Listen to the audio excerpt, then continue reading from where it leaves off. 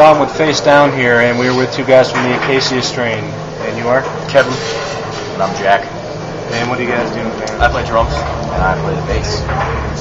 I had the pleasure of meeting these guys when I was working for a magazine back at the Cool Tour in Houston. So I guess this is part 2 of our interview. What is the inspiration behind your band name? Is there a story behind the Acacia strain? No, just that one. We actually specifically don't answer that question in interviews so many, just because we've had that so many times, and if anybody looks at any interview, they can find the answer to that question. That's just the thing we've been doing for like the past year now. Not to sound like an asshole or anything. Yeah, no offense or anything, but that's like the number one question this band's been asked the most, and it's like, it's out there everywhere. We can talk more about how many times you've been asked that question. Okay, how many times have you been asked it? The actual band name itself. No, it's just the standard, like everybody for years now. Yeah, it's like, no offense to you or anything. Oh, no, I'm taking that. Now, you guys have been a band since 2001, and you guys went through such a, drastic band, lineup. How hard was it going through that, and did you ever think that you would get to where you are now? I'm the second drummer in the band. I joined the band in about 2004. Jackie joined in 2006. Yep. Jack was like probably our 8th bass player. Bass player. Like 8 is just exaggerating, but there were so many bass players in this band. I think the biggest hit was DL not being able to like tour with us really. He's still able to write and everything, but touring is something he hasn't been able to do because he's at home taking care of his kid. Other than that, everything's pretty smooth. We got 2 dudes filling in. They're doing a great job. So. Excellent. Now, you guys just released a DVD, the Most Known Unknown, last year. Where did that idea come from for the DVD?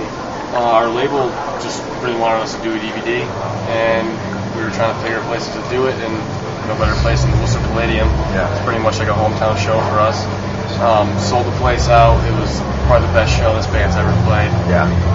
They just wanted us to do a DVD, and we were down to do it, and it turned out awesome. Yep. Market Prosthetic is pretty rad. Oh yeah. And now your current album, Wormwood, what was the inspiration behind that one? Just wanted to make something heavier than that was the last thing. Because it's definitely a lot heavier. That's kind of the goal with that. Just drop the tuning down. 8-string guitars. Now, I see that for 2011 it was announced you guys will be playing the entire Vans Warped Tour. How did that come about, and is this your first Warped Tour and the largest venue that you guys played? Yeah, this is the first one we've ever done. It's going to be cool. It'll be interesting. We've been trying to do it for a little while now, and this year just worked out. So tours like that, like Mayhem, are just kind of like a lottery. It's like there's a bunch of names so in the hat, and bands pick out a certain amount, and then. But I don't know. We're looking forward to it. It should be interesting. Yeah, there's a lot of kick-ass bands on the Warped Tour this year. It's not just all punk. It's a variety now, which is good. A lot. And last year you also released a video for The Hills Have Eyes. Who came up with the idea behind that video? Was it based off of the movie? No, it was actually Vincent's idea, and it's based off the show To Catch a Predator on Dateline. It's just Chris Hansen sits in a room and like these dudes will catch dudes talking to like people that are trying to pose with your 15-year-old girls, and then the dudes come, and then Chris Hansen walks out, makes them have a seat, and then he talks to them, makes them feel like shit, and then they leave the house and cops come.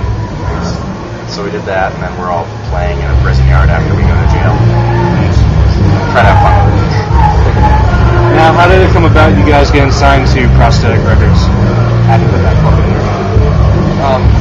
That actually happened before I was in the band. Before our time. So that was probably like 2003, 2002 maybe. Yeah. So that question I can't really. 04? It might be 03 or 2 or 3 or 4. Either way, I wasn't around for that. So. But it happened. We're pumped. Yeah, it happened. We're pumped. Still doing it. So. Yeah. Since the last time we talked, any other crazy fan or tour stories happened since the Cool Tour? That's a really hard question to answer. As soon as that's asked, like there's like a million stories just go in your head. We had to stop the show the other night, a couple weeks ago, because security wasn't doing their job well and catching kids like crowd surfing over the barricade.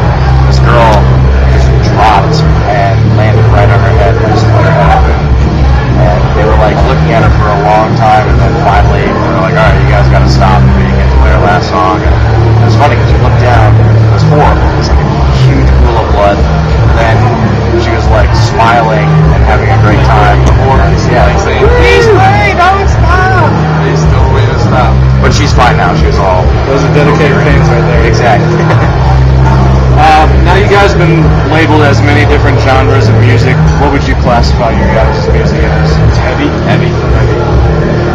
That's it. No weird, silly core, death, or metal, or just heavy. That's it. And last but not least, plans for the future. You guys working on any new albums, any more tours, videos? What can your fans expect? After this, we go home for like 10 days, and then we head to Europe and UK with Whitechapel and Pending Doom for like the second leg of the Welcome to Hell tour. And then we got the spring off and hang out until we do Warped Tour. No albums still. No, we just, Rest of the year. yeah, just here. We're gonna chill on that. Right there next winter off, right? Well, I do appreciate you taking the time out again. Thank you very much. Definitely a pleasure.